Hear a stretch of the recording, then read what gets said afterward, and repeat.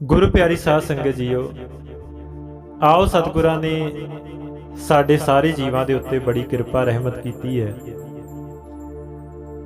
आओ कोशिश करिए कुछ समा जिस कारज वास्ते सानू उस परमात्मा मालिक ने इस संसार दे विच भेजिया, कोशिश करिए उस कारज नूं समझण दी, अपने जीवन दे विच कमाउण दी, तां जो साडा इह मिलिया होया मनुखा जन्म जिहड़ा ओह सफल हो सके।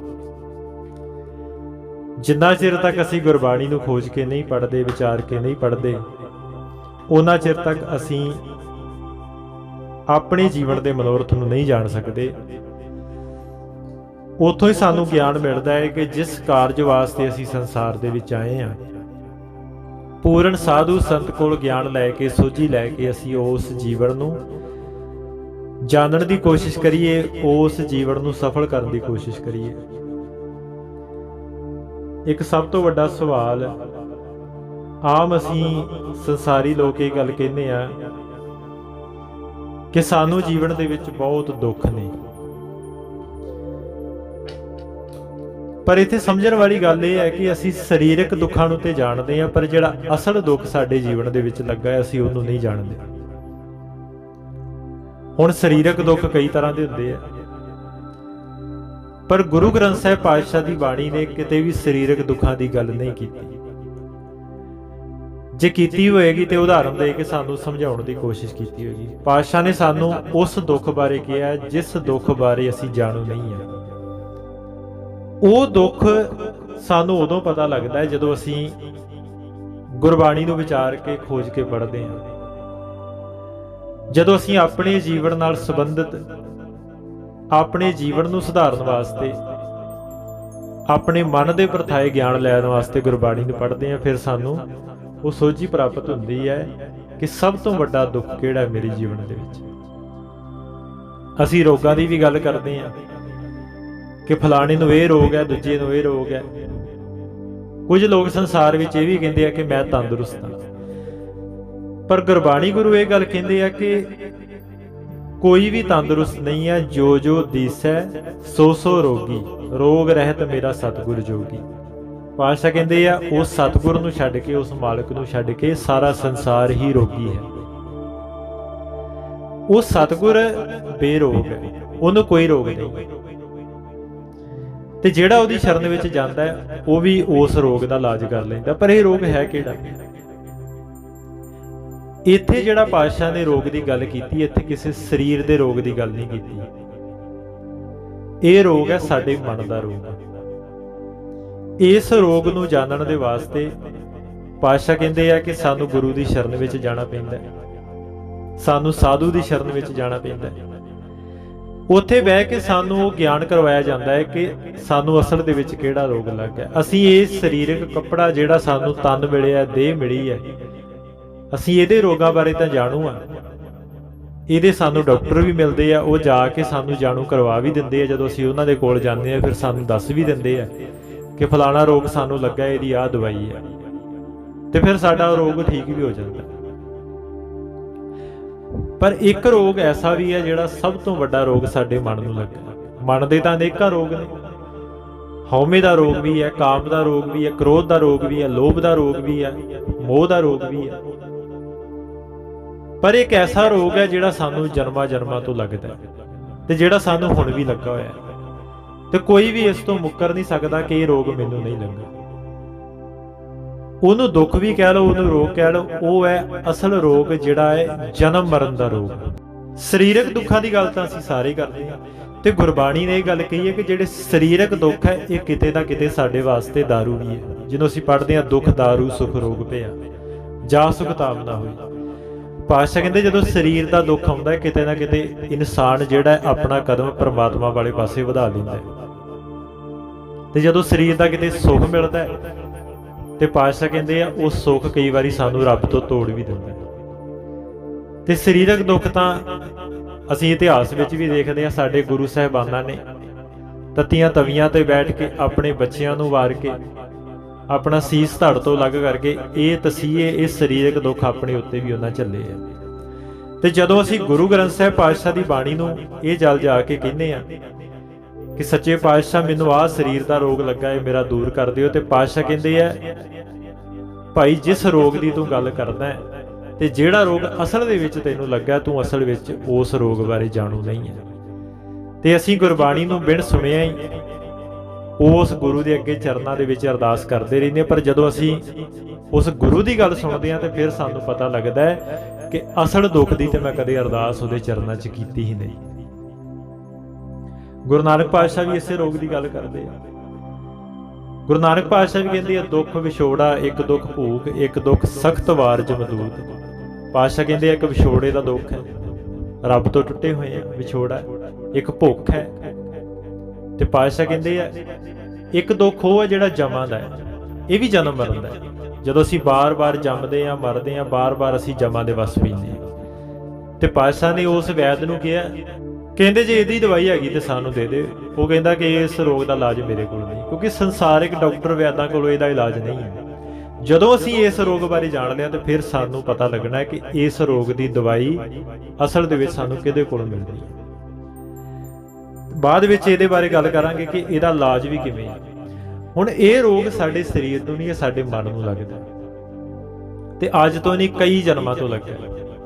ਕਈ ਵਾਰੀ ਸਾਨੂੰ ਜੰਮਣਾ ਤੇ ਮਰਨਾ ਪੈਂਦਾ, ਜਿਹਨੂੰ ਬਾਣੀ ਕਹਿੰਦੀ ਹੈ ਜੰਮ ਜੰਮ ਮਰੇ, ਮਰੇ ਫਿਰ ਜੰਮੇ, ਬਹੁਤ ਸਜਾਏ ਪਿਆ ਦੇਸ਼ ਲੰਮੇ।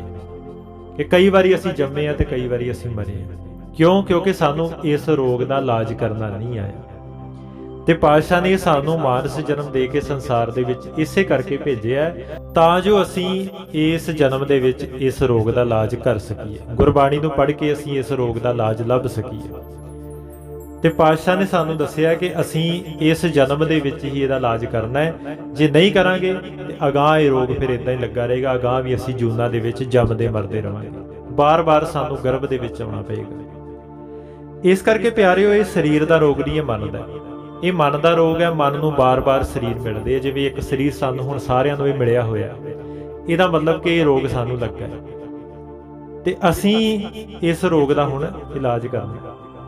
ਤੇ ਪਾਤਸ਼ਾਹ ਨੇ ਕਿਹਾ ਕਿ ਮੇਰਾ ਵੈਦ ਗੁਰੂ ਗੋਬਿੰਦਾ, ਹਰ ਹਰ ਨਾਮ ਔਖਦ ਮੁਖ ਦੇਵੇ, ਕਾਟੇ ਜਮ ਕੀ ਫੰਦਾ। ਪਾਤਸ਼ਾਹ ਕਹਿੰਦੇ ਆ ਕੌਣ ਵੈਦ ਹੈ ਇਹਦਾ? ਉਹ ਹੈ ਆਪ ਮਾਲਕ। ਤੇ ਪਾਤਸ਼ਾਹ ਕਹਿੰਦੇ ਕਿਹੜੀ ਦਵਾਈ ਦਿੰਦਾ? ਕਹਿੰਦੇ ਨਾਮ ਦੀ। ਤੇ ਫਿਰ ਕੀ ਹੁੰਦਾ? ਕਾਟੇ ਜਮ ਕੀ ਫੰਦਾ, ਜਮਾਂ ਦੀ ਫਾਈ ਕੱਟੀ ਜਾਂਦੀ, ਅਸੀਂ ਜਨਮ ਮਰਨ ਦੇ ਰੋਗ ਤੋਂ ਦੂਰ ਹੋ ਜਾਂਦੇ ਆ। ਇੱਥੇ ਪਾਤਸ਼ਾਹ ਨੇ ਇੱਕ ਹੋਰ ਵੀ ਦੱਸਿਆ, ਕਹਿੰਦੇ ਸੰਸਾਰ ਰੋਗੀ ਨਾਮ ਦਾਰੂ ਮੈਲ ਲਾਗੇ ਸੱਚ ਪੈ। ਕਹਿੰਦੇ ਸੰਸਾਰ ਸਾਰਾ ਰੋਗੀ ਹੈ। ਕਹਿੰਦੇ ਨਾਮ ਕੀ ਹੈ? ਇਹਦਾ ਦਾਰੂ ਦਾ। ਉਹ ਸੱਚਾ ਨਾਮ ਹੀ ਦਾਰੂ। ਉਹ ਸਾਨੂੰ ਕੌਣ ਦਿੰਦਾ? ਮਾਲਕ ਆਪ ਦਿੰਦਾ।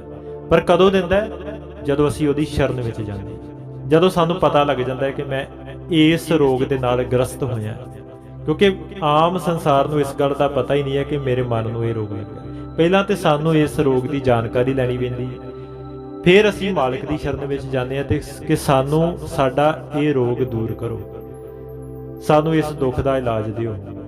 ਤੇ ਫਿਰ ਜਦੋਂ ਪਾਤਸ਼ਾਹ ਕਹਿੰਦੇ ਆ ਹਰ ਜਨ ਹਰ ਹਰ ਨਾਮ ਸਮਾਣੇ, ਦੁੱਖ ਜਨਮ ਮਰਨ ਭਵ ਖੰਡਾ ਹੈ, ਕਿ ਜਦੋਂ ਉਹ ਦਵਾਈ ਮਿਲਦੀ ਹੈ ਨਾਮ ਦੀ, ਫਿਰ ਅਸੀਂ ਸਾਡਾ ਮਨ ਉਸ ਨਾਮ ਦੇ ਵਿੱਚ ਸਮਾ ਕੇ ਇਸ ਜਨਮ ਮਰਨ ਦੇ ਦੁੱਖ ਤੋਂ ਦੂਰ ਹੋ ਜਾਂਦਾ ਹੈ ਸਦਾ ਵਾਸਤੇ। ਪਰ ਉਹ ਨਾਮ ਤੱਕ ਵੀ ਅਸੀਂ ਇਦਾਂ ਨਹੀਂ ਪਹੁੰਚ ਸਕਦੇ। ਕਿਵੇਂ ਅਸੀਂ ਉਸ ਨਾਮ ਤੱਕ ਪਹੁੰਚ ਸਕਦੇ ਹਾਂ? ਹੁਣ ਪਾਤਸ਼ਾਹ ਨੇ ਇੱਥੇ ਇਹ ਗੱਲ ਸਮਝਾਈ ਹੈ ਕਿ ਉਹ ਨਾਮ ਸਾਨੂੰ ਕਿੱਥੇ ਮਿਲਦਾ ਹੈ। ਪਾਤਸ਼ਾਹ ਕਹਿੰਦੇ ਜਿਸ ਵਖਰ ਕੋ ਲੈਣ ਤੂੰ ਆਇਆ, ਰਾਮ ਨਾਮ ਸੰਤਨ ਕਰ ਪਾਇਆ। ਸੰਤਾਂ ਦੇ ਘਰ ਵਿੱਚ, ਸੰਤਾਂ ਦੀ ਗੈਲ ਵਿੱਚ, ਸੰਤ ਦੀ ਗੈਲ ਜਦੋਂ ਅਸੀਂ ਪਕੜਦੇ ਹਾਂ, ਜਦੋਂ ਅਸੀਂ ਸੰਤ ਦੀ ਸ਼ਰਨ ਵਿੱਚ ਜਾਂਦੇ ਹਾਂ ਤੇ ਉੱਥੇ ਸਾਨੂੰ ਉਹ ਨਾਮ ਦੀ ਦਾਤ ਦਿੰਦੇ ਆ। ਉਹ ਸਾਨੂੰ ਨਾਮ ਨੂੰ ਧਿਆਉਣ ਦਾ ਤਰੀਕਾ ਦੱਸਦੇ ਆ। ਹੁਣ ਇੱਥੇ ਪਾਤਸ਼ਾਹ ਨੇ ਇਸ ਰੋਗ ਬਾਰੇ ਸਾਨੂੰ ਇਲਾਜ ਦੱਸਿਆ ਕਿ ਕਿਵੇਂ ਤੁਸੀਂ ਇਸ ਰੋਗ ਨੂੰ ਦੂਰ ਕਰ ਸਕਦੇ ਹੋ ਆਪਣੇ ਜੀਵਨ ਵਿੱਚੋਂ। ਪਾਤਸ਼ਾਹ ਹੁਣ ਇੱਥੇ ਬਾਣੀ ਦੇ ਵਿੱਚ ਸਮਝਾਉਂਦੇ ਆ, ਕਹਿੰਦੇ ਬਿਨ ਸਤਿਗੁਰ ਰੋਗ ਕਤਹਿ ਨਾ ਜਾਏ। ਕਹਿੰਦੇ ਬਿਨਾਂ ਸਤਿਗੁਰ ਤੋਂ ਇਹ ਰੋਗ ਕਦੇ ਵੀ ਦੂਰ ਨਹੀਂ ਹੋ ਸਕਦਾ।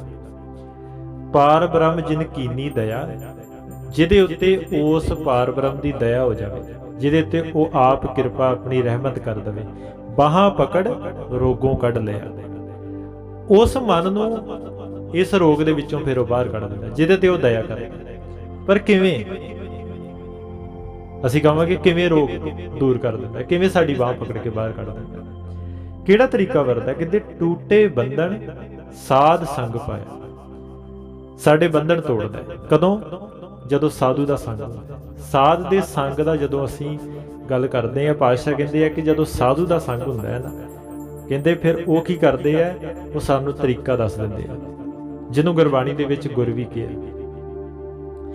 ਉਹ ਜਦੋਂ ਸਾਨੂੰ ਤਰੀਕਾ ਦੱਸਦੇ ਆ ਤਾਂ ਪਾਤਸ਼ਾਹ ਕਹਿੰਦੇ ਆ ਉਹ ਤਰੀਕਾ ਹੀ ਇਸ ਰੋਗ ਦਾ ਅਸਲ ਇਲਾਜ ਹੈ। ਉਹ ਗੁਰ ਹੀ ਇਸ ਰੋਗ ਦਾ ਅਸਲ ਇਲਾਜ ਹੈ। ਇੱਥੇ ਪਾਤਸ਼ਾਹ ਨੇ ਫਿਰ ਅੱਗੇ ਪੰਕਤੀ ਵਰਤੀ ਹੈ, ਕਹੋ ਨਾਨਕ ਗੁਰ ਰੋਗ ਮਿਟਾਇਆ। ਉਸ ਗੁਰ ਦੇ ਦੁਆਰਾ ਇਸ ਰੋਗ ਨੂੰ ਮੈਂ ਦੂਰ ਕੀਤਾ, ਇਸ ਰੋਗ ਨੂੰ ਮਿਟਾ ਲਿਆ ਆਪਣੇ ਜੀਵਨ ਦੇ ਵਿੱਚੋਂ। ਇਸ ਕਰਕੇ ਗੁਰੂ ਪਿਆਰਿਓ, ਉਹ ਤਰੀਕਾ ਹੀ ਸਾਨੂੰ ਇਸ ਰੋਗ ਤੋਂ ਦੂਰ ਕਰ ਸਕਦਾ ਹੈ। ਗੁਰ ਦੇ ਦੁਆਰਾ ਅਸੀਂ ਮਾਲਕ ਦੀ ਸ਼ਰਨ ਵਿੱਚ ਜਾਂਦੇ ਹਾਂ, ਅਸੀਂ ਨਾਮ ਨੂੰ ਧਿਆਉਣਾ ਸਿੱਖਦੇ ਹਾਂ। ਜਦੋਂ ਅਸੀਂ ਨਾਮ ਨੂੰ ਧਿਆਉਂਦੇ ਹਾਂ, ਮਾਲਕ ਨੂੰ ਧਿਆਉਂਦੇ ਹਾਂ, ਤੇ ਆਪਣੇ ਆਪ ਹੀ ਸਾਡੇ ਮਨ ਦਾ ਉਹ ਰੋਗ, ਉਹ ਦੁੱਖ ਜਿਹੜਾ ਜੀਵਨ ਦੇ ਵਿੱਚੋਂ ਖਤਮ ਹੋ ਜਾਂਦਾ ਹੈ। ਇੱਕ ਨਹੀਂ ਅਨੇਕਾਂ, ਹਉਮੈ ਦਾ ਰੋਗ, ਕਾਮ ਦਾ ਰੋਗ, ਲੋਭ ਦਾ ਰੋਗ, ਮੋਹ ਦਾ ਰੋਗ, ਇਹ ਸਾਰੇ ਰੋਗ, ਇਹ ਦੁੱਖ ਜਿਹੜੇ ਆ ਸਾਡੇ ਜੀਵਨ ਚੋਂ ਖਤਮ ਹੋ ਜਾਂਦੇ ਆ। ਤੇ ਇਸ ਰੋਗ ਦਾ ਇਲਾਜ ਕਰਨ ਵਾਸਤੇ ਅਸੀਂ ਸੰਸਾਰ ਦੇ ਵਿੱਚ ਆਏ ਹਾਂ, ਤੇ ਸਤਿਗੁਰ ਨੇ ਸਾਨੂੰ ਇਹ ਸਮਾਂ ਦਿੱਤਾ ਹੈ। ਜਦੋਂ ਅਸੀਂ ਇਸ ਰੋਗ ਦਾ ਹੱਲ ਲੱਭ ਲਿਆ, ਇਸ ਰੋਗ ਨੂੰ ਦੂਰ ਕਰ ਲਿਆ, ਤੇ ਗੁਰੂ ਪਿਆਰਿਓ ਫਿਰ ਅਗਾਂਹ ਅਸੀਂ ਅਨੇਕਾਂ ਜਿਹੜੇ ਸਾਨੂੰ ਜਨਮ ਬਾਰ-ਬਾਰ ਮਿਲੇ ਆ, ਅਗਾਂਹ ਅਸੀਂ ਉਹਨਾਂ ਜੂਨਾਂ ਦੇ ਵਿੱਚ ਨਹੀਂ ਜਾਵਾਂਗੇ। ਮਾਲਕ ਸਾਡੇ ਬੰਧਨ ਕੱਟ ਦੇਵੇਗਾ, ਸਾਡੀ ਛੁੱਟੀ ਕਰਾ ਦੇਵੇਗਾ, ਅਸੀਂ ਅਗਾਂਹ ਫਿਰ ਸਰੀਰਾਂ ਦੇ ਵਿੱਚ ਨਹੀਂ ਆਵਾਂਗੇ। ਇਸ ਕਰਕੇ ਗੁਰੂ ਪਿਆਰਿਓ, ਕੋਸ਼ਿਸ਼ ਕਰਨੀ ਹੈ ਇਸ ਰੋਗ ਨੂੰ ਜਾਣਨ ਦੀ। ਕੀ ਸਾਡਾ ਮਨ ਹੈ, ਕਿਉਂ ਇਹ ਸੰਸਾਰ ਦੇ ਵਿੱਚ ਆਇਆ, ਕੀ ਸਾਡਾ ਅੰਤ ਹੋਣਾ ਹੈ, ਇਹਨਾਂ ਗੱਲਾਂ ਦੀ ਵਿਚਾਰ ਅਸੀਂ ਗੁਰਬਾਣੀ ਦੇ ਰਾਹੀਂ ਕਰਨੀ ਹੈ। ਸੱਚਾ ਗਿਆਨ ਲੈ ਕੇ ਅਸੀਂ ਇਸ ਰੋਗ ਨੂੰ ਦੂਰ ਕਰਨਾ ਹੈ, ਫਿਰ ਸਾਡਾ ਇਹ ਜੀਵਨ ਸਫਲ ਹੋਏਗਾ। ਵਾਹਿਗੁਰੂ ਜੀ ਕਾ ਖਾਲਸਾ, ਵਾਹਿਗੁਰੂ ਜੀ ਕੀ ਫਤਿਹ।